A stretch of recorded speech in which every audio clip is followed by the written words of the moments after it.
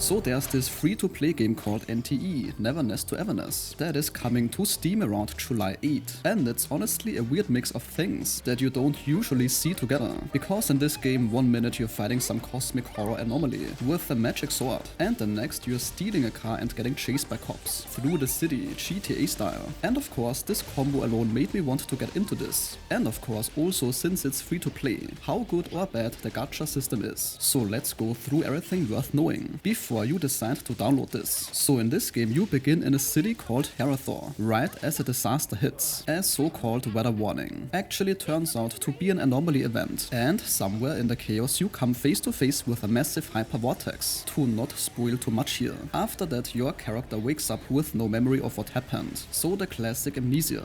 Weeks later, the Bureau of Anomaly Control pulls you in, because another mysterious anomaly called Code Zero vanished during the same incident, and you are after all one of the only people connected to it. So the Bureau recruits you as one of the first appraisers, basically the game's version of an anomaly hunter. So your job is to track down the core object behind each anomaly, called a nexus, and either shut it down or contain it. So this supernatural side of the game is mostly built around investigating reality-bending events, and then usually beating the hell out of whatever is behind them. Some of these encounters turn into full boss fights, and the combat does feel pretty smooth honestly. For example, if you dodge at the right moment, then this lets you land a counter hit. There's a break system too, where you chip away at a meter until the enemy is stunned, and are then open for extra damage. Throw in some combos and jump attacks on top of this, and it controls and feels better than you would expect. So combat is definitely not a disappointing aspect. But of course you're not doing any of this completely alone either.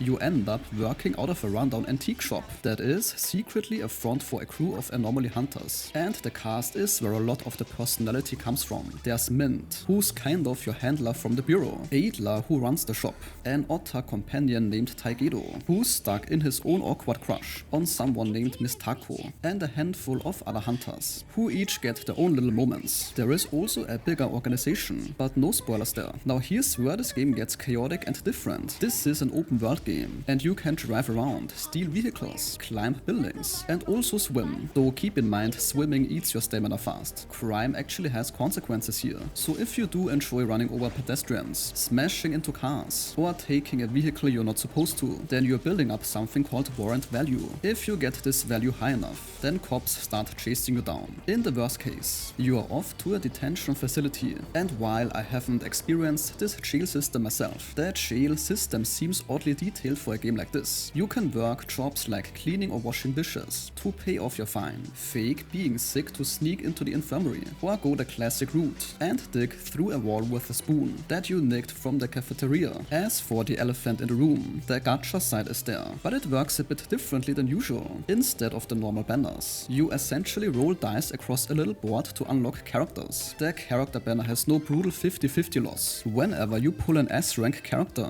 on a limited banner, they are 100% guaranteed to be the featured character. Also there's a soft and hard pity. If you reach 70 pulls without an S-rank, then your odds jump significantly. As for the hard pity, an S-rank is guaranteed at 90 pulls. Also the banners transfer, so if you pull early, then your pity resets, but your progress toward the next 90 pull guarantee safely does transfer over to future limited banners. So this type of monetization does seem to prevent the wallet draining loops that are often found in other gacha games, so it may be one of the better gacha systems out there, even if it's still gacha. On the plus side, the city looks pretty great. The open world driving stuff gives it a different feel from most anime gacha games. Of course, the game is still sitting pretty close to the shadow of games like Genshin, Tower of Fantasy, and Zenless Zone Zero, so there's a bit of genre fatigue baked into the sucker, no matter what. Also there are still technical hiccups, things like performance dips, and also some rough pacing that you can expect from a launch window. At least you can download this one for free to see if it even runs properly. Also there was some backlash after the devs admitted a few background assets were made using AI, which they have said they are reworking now. I actually expect this to be fixed for the Steam release, since there is no AI disclosure on the store page. So the bottom line is, if you are into these anime style open world RPGs, but want one with a bit more personality and some proper GTA chaos thrown into the mix, then NTE might be worth a look. Of course the game still intends to make you the product, and how you handle that fact is ultimately up to you, and how you perceive gachas.